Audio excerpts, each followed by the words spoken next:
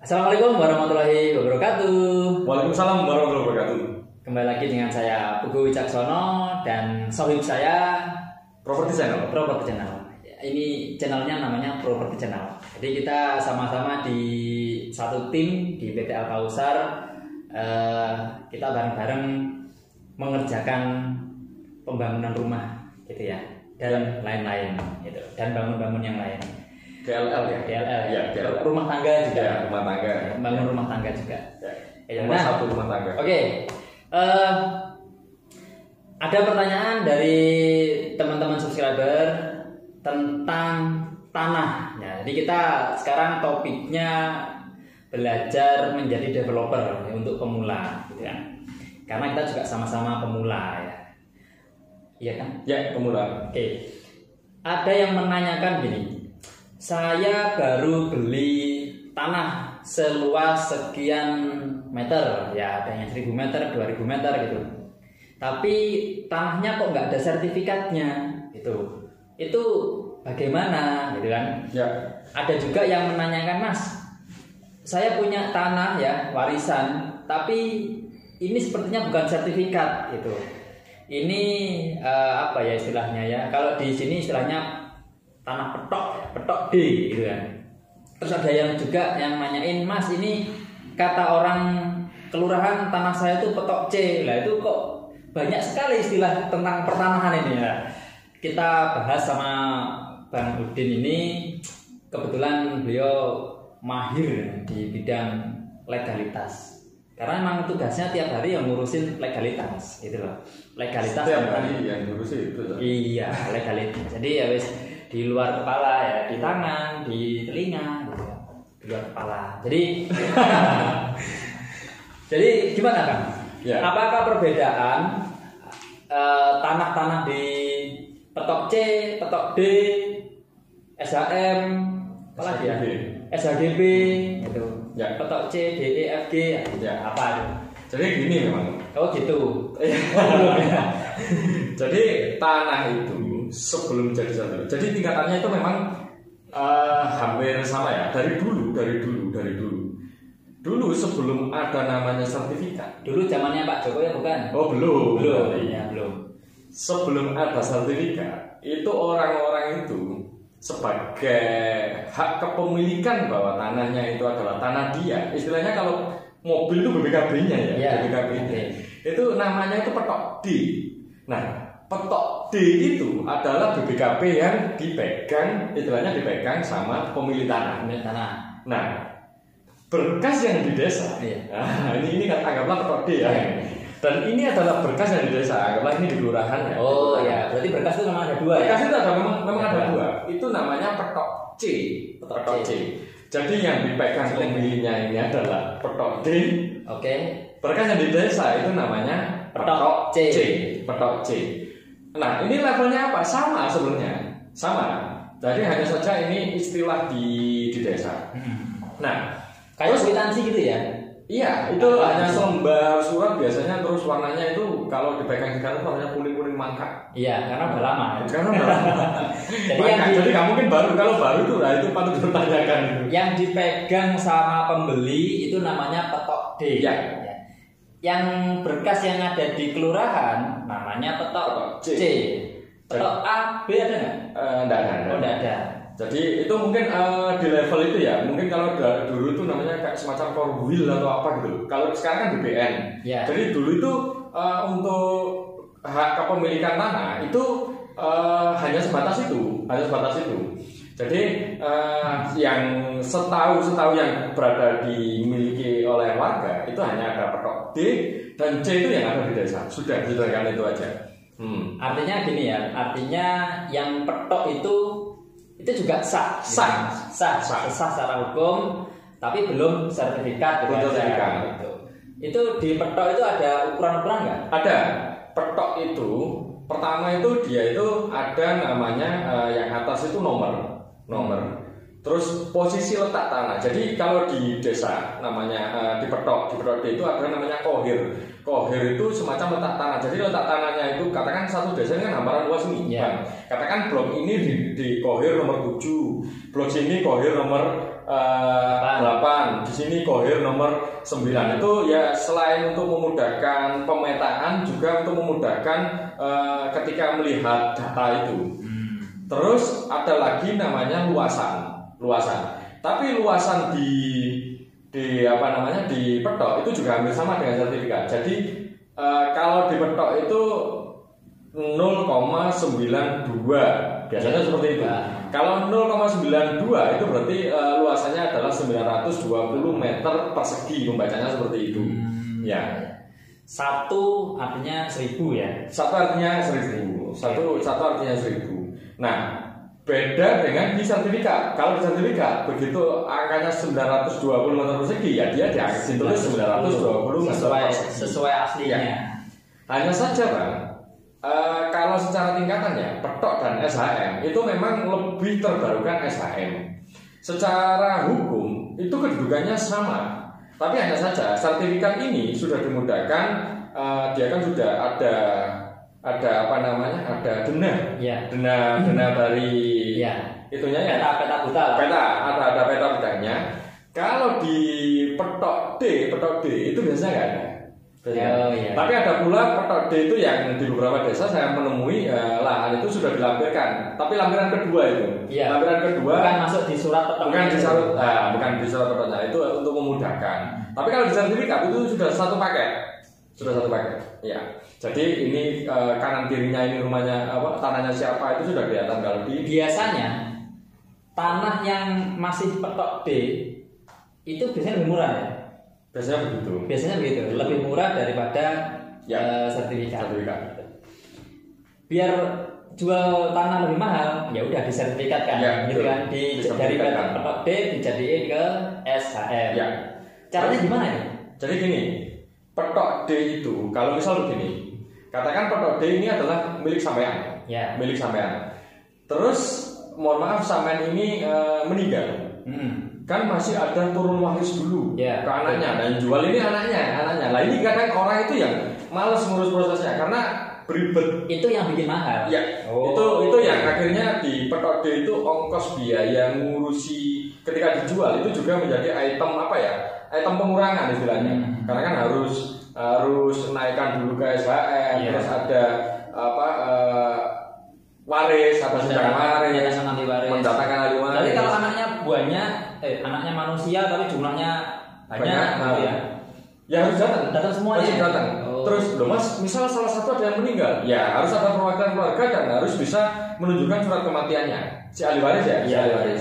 Jadi sebelum dijual ke orang, ini jadi konstruksinya begini ya. Ini Petok milik orang tua mau dijual ke seseorang. Karena seseorangnya ini taunya pengen jadi SHM. Jadi alurnya seperti itu.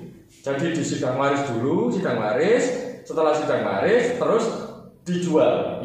Dijual itu dijual ke katakan ke si A, terus dinaikkan ke SHM. Prosesnya seperti itu. Nah, di proses sidang waris sendiri ini ada beberapa proses. Misal begini nih, katakan konstruksinya. Katakan anaknya jumlahnya 4 nih Bang. Terus yang 2 di kota yang sama, kan mudah kalau di kota yang sama. Yang satu ini di luar negeri, terus yang satu meninggal. Bagaimana prosesnya? Ada beberapa tahapan. 1, yang luar negeri datang, pilihannya. Yang luar negeri datang. Atau dia itu menunjuk notaris setempat di luar negeri sana untuk diteruskan ke notaris di sini sebagai kuasa. Jadi notaris yang di sini itu berkuasa atas notaris. Yang di sana itu diperbolehkan. Terus bagaimana dengan yang meninggal? Ya harus ada perwakilan dari ahli waris yang meninggal. Katakan dia ini sudah punya anak misalnya. Kalau nggak punya anak, katakan dia masih bujang, ya harus ditunjukkan surat kematiannya. Baru bisa dilakukan proses jual beli ke orang si A itu tadi yang beli. Memang prosesnya ribet jatuhnya. Sekarang gini,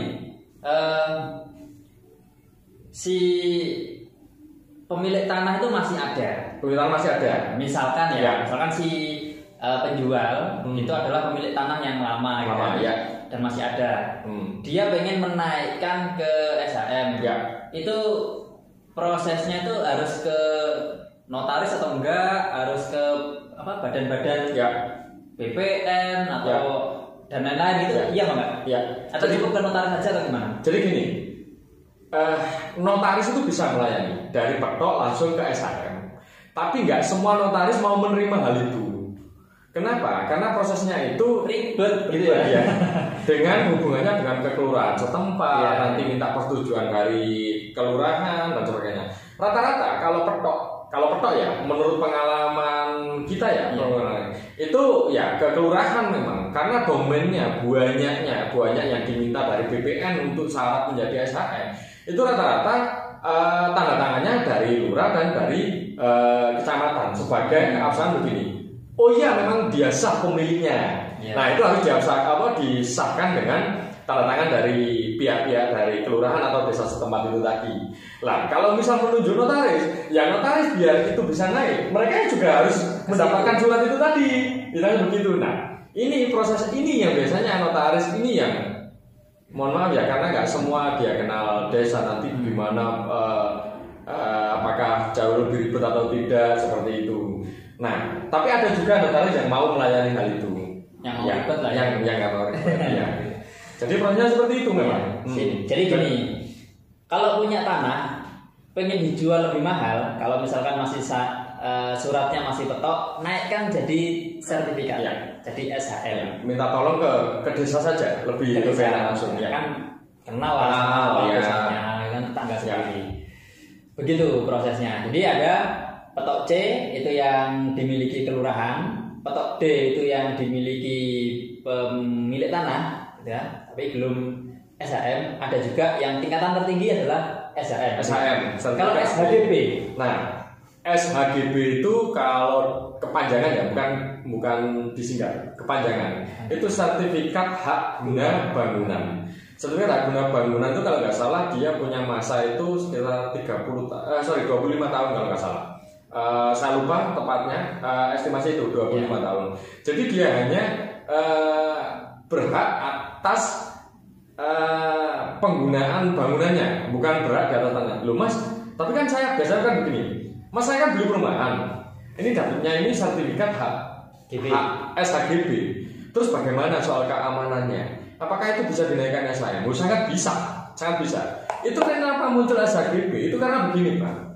Oh gitu. Belum. Aturan di negara kita, jika itu yang memiliki adalah PT, Badan Hukum, itu dia tidak bisa memiliki SHM. Jadi tingkatan tertingginya sebuah PT memiliki tanah itu adalah SHGB. Bagaimana SHGB? Tadi kan punya kurun waktu nih. Terus bagaimana nanti kurun waktunya ketika mau habis? Ya dia harus memperpanjang lagi ke BPN. Jadi tetap SHGB itu jika PT, ya. Terus jika terus dijual ke konsumen, itu yang memiliki nanti perorangan. Nah, perorangan ini apakah bisa meningkatkan menjadi SHM? Itu sangat bisa. Jadi itu prosesnya. Si orang ini bisa ningkatin ke SHM ya. Tapi dengan cara begini, dia sudah beli lunas, katakan dia kan beli rumah ini, beli rumah. Bentuk sertifikatnya kan masih SHGB. Ketika dia beli lunas tuh ya, gak beli lunas. Mas kalau saya KPR gimana? Ya harus dilunasin dulu di banknya. Kalau nanti sertifikatnya sudah dipegang, terus dinaikkan SHM itu baru bisa. Jadi setelah beli lunas, nanti kan muncul untuk balik nama, itu kan muncul akte jual beli. Akte jual beli itu yang ngurus notaris. Dari notaris itu Anda ngomong aja, Pak nanti sekalian ditingkatkan menjadi SHM, dari SHGB menjadi SHM.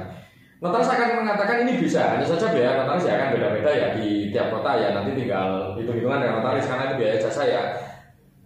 Kenapa itu bisa dilakukan? Karena yang memiliki perorangan. Karena yang memilikinya perorangan bukan PT lagi, jadi itu bisa dinaikkan ke sertifikat hak milik. Jadi nggak masalah, aman. Ya.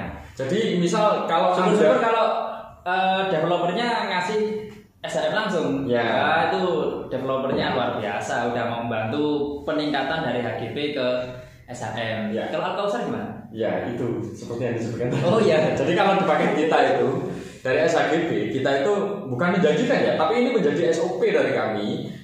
Awal kan karena kita pakai nama PT, itu kan munculnya SHGB.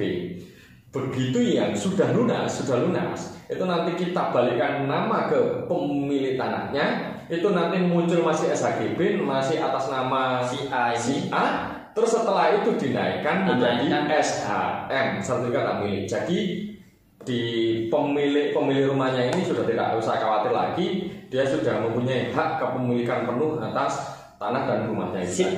Terus Bang, kira-kira kalau di rata-rata ya, kalau di Nganjuk sini biaya menaikkan dari HGB ke SHM rata-rata berapa sih? Ya, rata-rata karena itu ke domainnya notaris ya, kita pakai notaris ya. Rata-rata ya, itu paling yang termurah itu dianggap 2,5 juta sampai ada juga yang sampai 5 juta. Nah, variabel apa itu yang mempengaruhi? Ya itu sama aja dengan kita ke dokter, yaitu ya udah ranahnya jasa kan ya, jasa ya, mereka punya aturan sendiri lah. Iya. Ya. Jadi ya lebih baik buat teman-teman yang developer naikkan aja ke SHM untuk meningkatkan trust dari konsumen. Betul. Gitu. Ada lagi? Cukup itu ya? Cukup ya. Jadi sekian untuk diskusi tentang soal tanah ya. Ada petok D, petok C, letter ya biasanya ya. Letter. Ada yang nyebutnya letter ya, C. letter C, letter D, terus apa ya, SHM dan SHGB. Semoga menjawab dari beberapa pertanyaan yang sudah masuk.